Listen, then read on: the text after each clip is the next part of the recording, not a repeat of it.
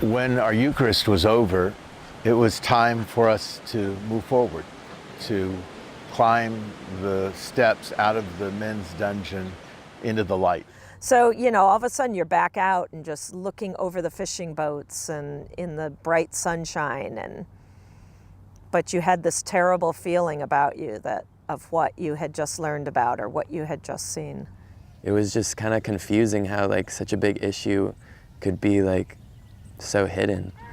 We were there where it happened, and I think that hit us all very hard. We came out and it was excruciatingly bright because it had been so dark, and we came out and it was excruciatingly bright, but also with that I think is a little bit of a metaphor. We're thrown back into the world, but everything's changed. We're shocked into it. And all of a sudden you come out into this radiant sunshine and it is blinding.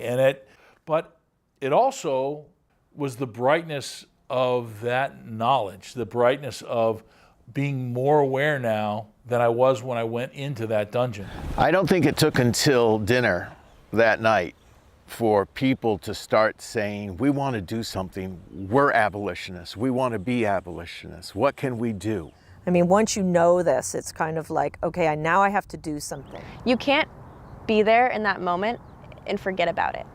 You can't be there and learn about slavery and decide that you're going to live your life the same with this knowledge that it's still so powerful. Because Father Doug, he didn't talk about it in past tense.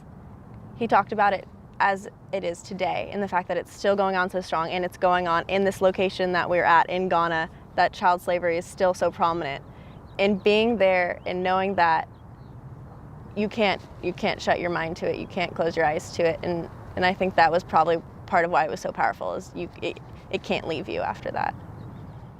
Upon returning home to Southern California, the Pilgrims and their family members underwent a transformation, receiving a new calling.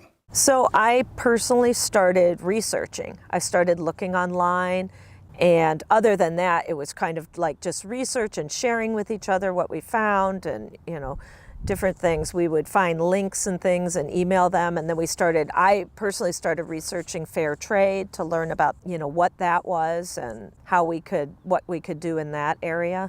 It blew me away that slavery is still a very serious problem, and that it's actually worse today than it ever has been in its history.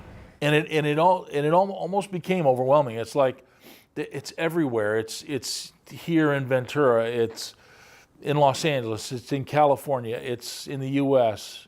It's everywhere. So for months afterwards, we studied slavery, modern slavery, issues of human trafficking of all dimensions, as well as going back constantly to touching our experience in Ghana. And what happened over the months was that the commitment grew, and it grew beyond the initial pilgrims to include other family members.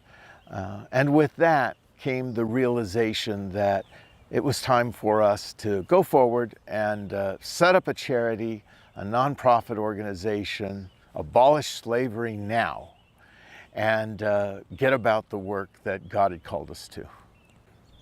We quickly came to the conclusion that our highest priority was rescuing children. Once we had established our organization, we teamed up with Challenging Heights, which is an organization that is actually in Ghana and is currently working actively to free slaves on Lake Volta. In our first year, we rescued 34 children, 32 boys and 2 girls, working with our local NGO partner, Challenging Heights in Ghana. But we also needed to extend our voice within our own communities. So education, we've, trying to go to different congregations or different events. We've been to Rotary conferences, Seroptimus conferences, and different congregations. So working with churches, working with the diocese, working at our schools, at our places of business, with family members, we've become advocates against slavery. A lot of my friends and other students didn't even know that slavery still existed.